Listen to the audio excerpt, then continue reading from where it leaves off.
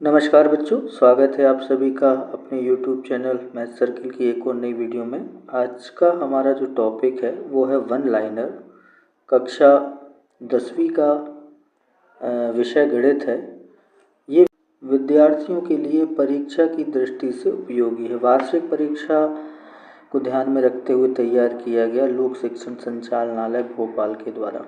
तो इसे यहाँ पर हम देखने जा रहे हैं, समझने का प्रयास करेंगे। इसके अंतर्गत हम अध्याय 14 प्रायिकता के कुछ महत्वपूर्ण प्रश्नों को यहाँ देखेंगे। चलिए हम बढ़ते हैं अपने टॉपिक पर। अध्याय 14 प्रायिकता। अवधारणाओं पर आधारित महत्वपूर्ण तथ्य।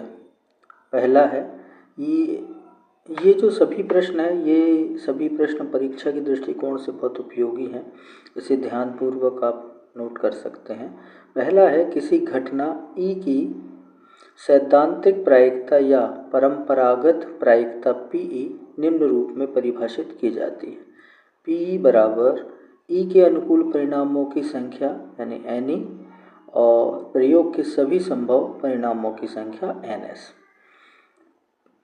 तो यहाँ पर अनुकूल परिणामों की संख्या बटे सभी परिणामों की संख्या। प्रायिकता की उपरोक्त परिभाषा 1795 में पियरे साइमन लाप्लास ने दी थी। इसी का उपयोग हम हमारे प्रश्नों को हल करने में करते हैं। किसी प्रयोग की वह घटना जिसका केवल एक ही परिणाम हो प्रारंभिक घटना कहलाती है। किसी प्रयोग की सभी प्रारंभिक घटनाओं की प्रायिकता का योग जो है वो 1 के बराबर होता है। पीई धन पीई नहीं बराबर 1 अर्थात पीई धन पीई डैश बराबर 1, जिससे पीई डैश बराबर 1 ऋण पीई प्राप्त होता है। इस सूत्र का उपयोग हम परीक्षा में करते हैं। इससे संबंधित प्रश्न जो है परीक्षा में पूछा जाता है। घटना ई नहीं को निरूपित करने वाली घटना ई नहीं घटना ई की पूरक घटना कहलाती है। ई और ई नहीं परस्पर पूरक घटनाएं हैं। इसी से ये एक दूसरे की पूरक होती है। इनका जो योग होता है वो 1 के बराबर होता है।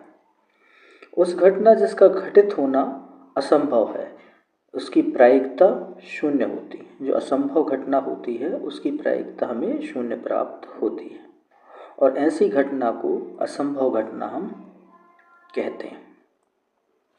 उस घटना जिसका घटित होना निश्चित है उसकी प्रायिकता 1 होती है। जिसे घटना को एक निश्चित या निर्धारित घटना कहते हैं। निश्चित घटना हम कहते हैं जिसकी प्रायिकता 1 होती है या निश्चित घटना की प्रायिकता 1 होती है। प्रायिकता पीई की परिभाषा से अंश घटना ई के अनुकूल परिणामों की संख्या सदैव हर सभी संभव परिणामों की घटना से छोटा होता है। यानी ऊपर जो ई जो है ई के अनुकूल परिणाम है वो अनुकूल परिणाम सभी संभव परिणामों से छोटे ही होता है या उसके बराबर होता है। अतः 0 या शून्य से बड़ा, 1 या 1 से छोटा। तो इसे भी आप ध्यानपूर्वक नोट कर लें क्योंकि ये परीक्षा में अधिकतम पूछा जाता है।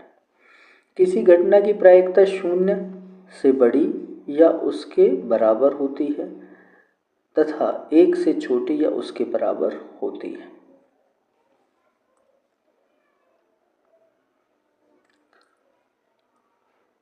प्रायिकता कभी ऋणात्मक नहीं होती। ये कथन इम्पॉर्टेंट है। कभी प्रायिकता जो है वो कभी ऋणात्मक नहीं होती है। प्रायिकता कभी भी 1 से अधिक नहीं हो सकती। ना ही ऋणात्मक होती है ना ही 1 से अधिक हो सकती है। इस तरह ये कुछ इम्पॉर्टेंट प्रश्न थे जो प्रायिकता से संबंधित थे। इन प्रश्नों को हमने देखा। ये एक लाइन के उत्तर हैं। ये परीक्षा में विकल्प में सत्य में सही जोड़ी में पूछे जाते हैं। तो इसको इस तरीके से हल किया जा सकता है। अगली वीडियो में हम मिलते हैं अगले अध्याय के साथ। तब तक के लिए धन्यवाद।